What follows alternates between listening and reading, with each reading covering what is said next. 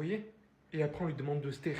On lui demande d'oublier tout ça. Le score reste ainsi et l'Angleterre affronte le Portugal en 16e de finale. Conscient de la situation, en Angleterre, il peut compter que sur lui-même. D'une présence à la surface sur un corner, à la 62e minute, celui-ci montre le schéma défilé à son équipe. Et vu qu'on sait que mener d'un but, c'est jamais assez, toujours en prise de responsabilité, celui-ci chope le ballon, se défait de son vis-à-vis et envoie un joli centre en pleine surface où il va venir trouver son coéquipier Harry Kane, qui va venir par marquer et faire le break pour l'Angleterre. Mais sans lui, c'est tout simplement rien en fait cette équipe. Le mec débloque des matchs à lui tout seul, marque des buts, rend meilleur ses coéquipiers, en plus d'amener une activité folle sur le terrain, d'un volume de jeu monstrueux, un leadership tout simplement impressionnant. Il sait faire tout ça quand on lui donne l'espace. Et comme vous le voyez, il le fait. Et une fois qu'il arrive au Real Madrid, tout ça ce qu'il sait faire de bien, on lui demande d'oublier. Alors qu'il a tout gagné au Real Madrid ainsi, il a failli être ballon d'or au Real Madrid ainsi. Dans cette dimension, dans cette zone-là, Bellingham, pour moi, il était clairement l'un des meilleurs milieux de l'histoire du football. Je vous abuse même pas un petit peu. Un milieu de terrain avec une palette technique aussi large que celle-là, suivant quand même le football depuis un moment, c'est pas commun, c'est pas fréquent, c'est pas quelque chose qu'on voit souvent. Ce mec est un véritable monstre sur le terrain. Le prochain roi d'Angleterre,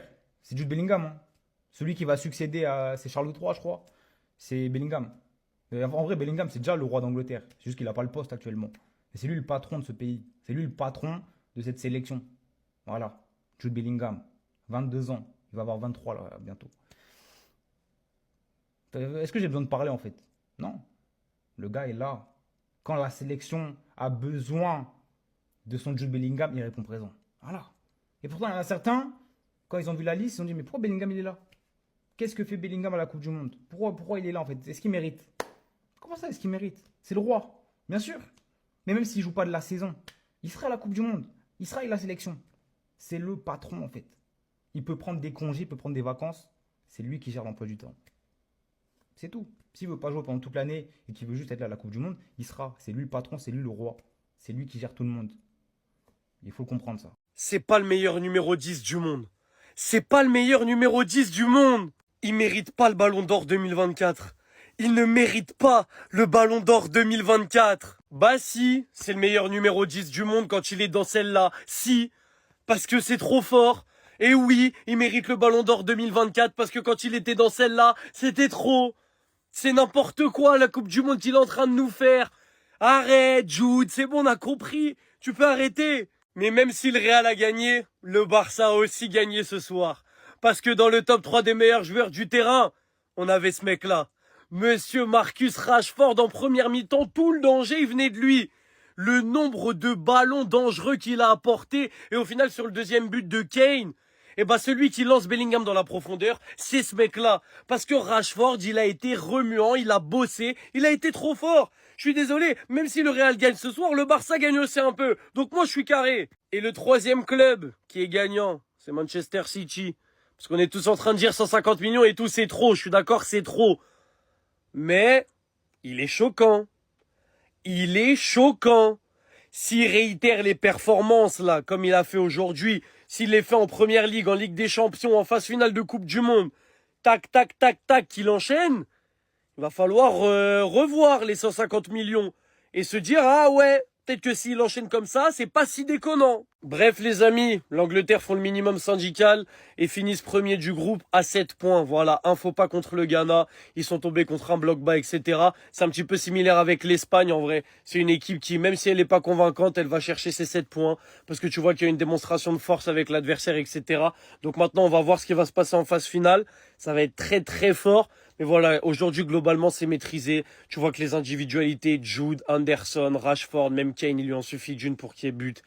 Donc voilà, amplement mérité de la part des Anglais, on les attend pour la suite, c'est simple. Bro, vous avez tellement de la chatte que Bellingham il peut pas se voir la tête de Mbappé à Madrid. Aujourd'hui, si le milieu préféré, ton milieu préféré, il est pas dans cette équipe de l'Angleterre, il passe même pas les phases de poule. C'est lui qui fait toutes les différences dans une équipe qui aujourd'hui a tous les talents pour aller chercher la Coupe du Monde. Dans cette compétition, il vient nous rappeler toute sa capacité à aller mettre des buts malgré son poste. Sur le deuxième but, c'est lui encore une fois qui vient faire la différence avec un petit centre pour le Prince Harry. Et carrément, vous mettez Bellingham en numéro 10 au Bayern Munich, ils vont chercher la Ligue des Champions. On le répète tous les jours, mais je sais pas si vous réalisez que dans la même équipe, on a Bellingham, Mbappé, Vinicius. Le Real Madrid a enchaîné 2 saisons blanches et on pense vraiment que le problème vient de ces joueurs-là. Et d'ailleurs, à cause de la période de crise que Madrid traverse en ce moment, ils sont sortis de nombreux débats. Bellingham, on a parlé de lui toute la saison comme si c'était le petit à Pedri et Vitinha. Mbappé, on nous a fait comprendre que le meilleur joueur au monde, il avait plus de QI football, qu'il savait plus jouer au football. Vinicius, même moi, je pensais qu'il avait perdu son football, qu'il avait perdu tout le joga bonito qu'il avait dans ses jambes. Mais finalement, les gars, on parle de quoi? Parce que tu te rends compte que ces frérots-là, ils ont aucun problème de talent individuellement. C'est juste,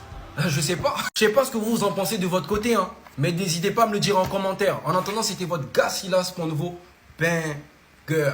Le phénix renaît de ses cendres. Le loup sort de sa tanière.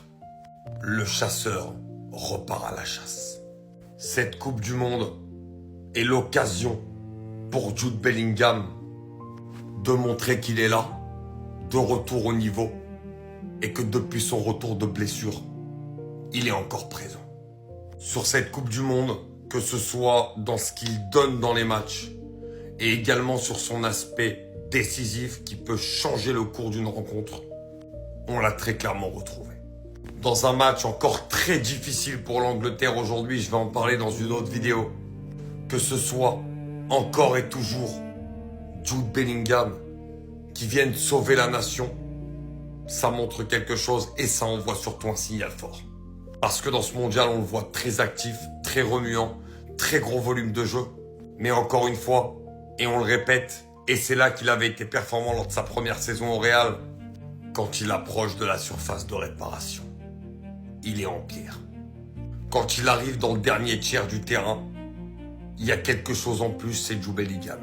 Ce qui montre peut-être au fur et à mesure du temps que c'est plus forcément au milieu de terrain qu'il faudra l'utiliser ce joueur-là, mais sûrement un peu plus haut. Et aujourd'hui, alors que son équipe est dans le pétrin et que dans le jeu au milieu il fait un bon match, mais s'il n'y a pas de, on va dire s'il n'y a pas de choses offensivement qui se créent, c'est pas non plus de sa faute. Et pourtant c'est lui qui vient terminer les occasions. C'est lui qui vient apporter en 8 minutes un but et une passe décisive. Et c'est lui qui vient donner la première place du groupe à l'Angleterre. Et ça, c'est incroyable.